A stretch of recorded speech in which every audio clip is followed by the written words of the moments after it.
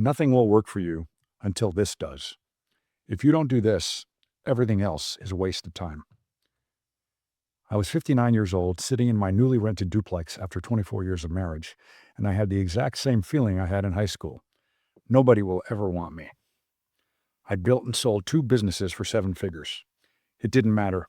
I still believed the same lie I believed at 17. I had sold my second business the year before, so I didn't really have anything to work on day to day. My entire persona was wrapped up in being a married guy in the suburbs. When I moved out a few months before the divorce, I was pretty numb. The duplex was furnished and had an amazing view. I unpacked what little I'd taken with me, tried to make it feel like home. It didn't.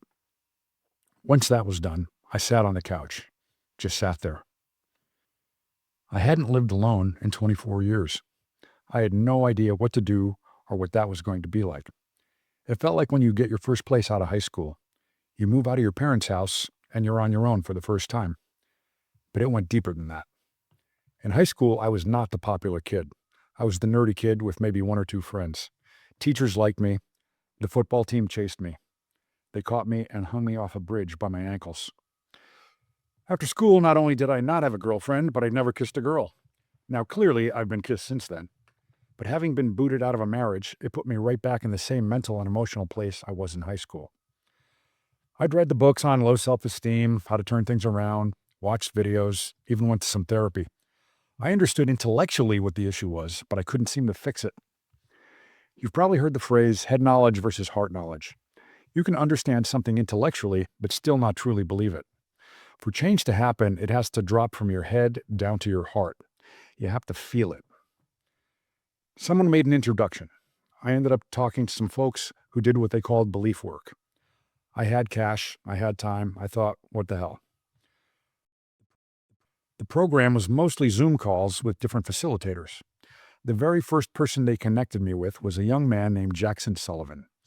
I opened up Zoom, he appeared on camera, and I immediately thought, oh man, what did I just spend a bunch of money on? Looking back at me was a kid who couldn't have been older than 21. But I'd paid, so I stayed.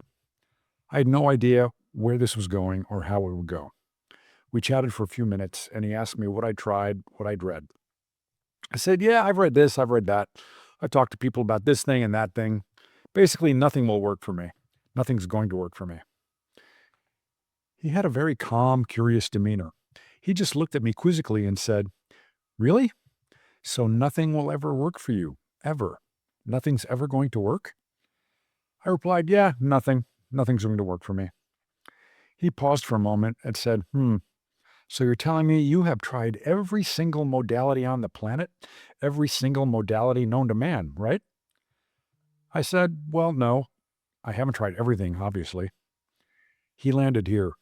So what you're really saying is that nothing you've tried up until this point has worked, right? Well, yeah. So it's possible that there are modalities out there that you haven't even heard of, or you just haven't tried yet, that could work, potentially.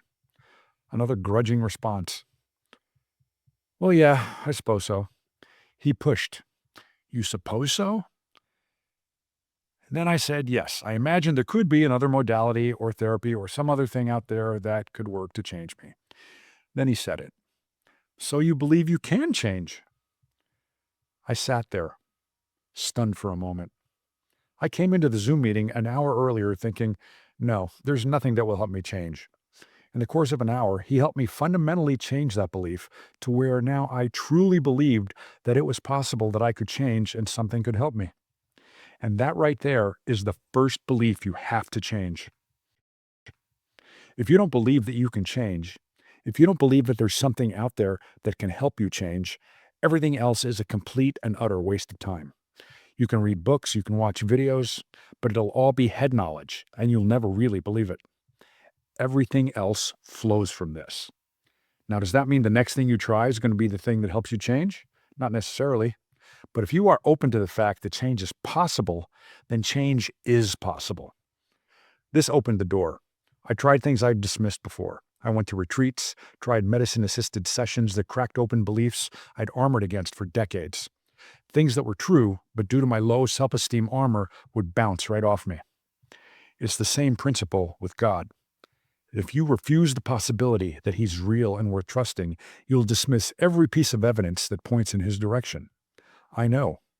I did it for years. I demanded logical answers to every question. I kept the door bolted and wondered why I couldn't hear him. I can't really tell you what it was that caused me to open the door, but I did, finally. And now my faith is the strongest it's ever been. The strongest belief I hold now didn't come from winning an argument with myself. It came from stopping the argument long enough to let something true get through. Scripture describes it this way. Here I am. I stand at the door and knock. Revelation 3:20. You don't have to figure out what will work before you believe change is possible. You just have to stop insisting it isn't possible. Whatever you've been telling yourself is permanent. Your loneliness, your weight, your anger, your failure. Ask yourself this. Have you tried everything? Or just everything that confirmed what you already believed? One of those questions keeps you stuck. The other one opens the door.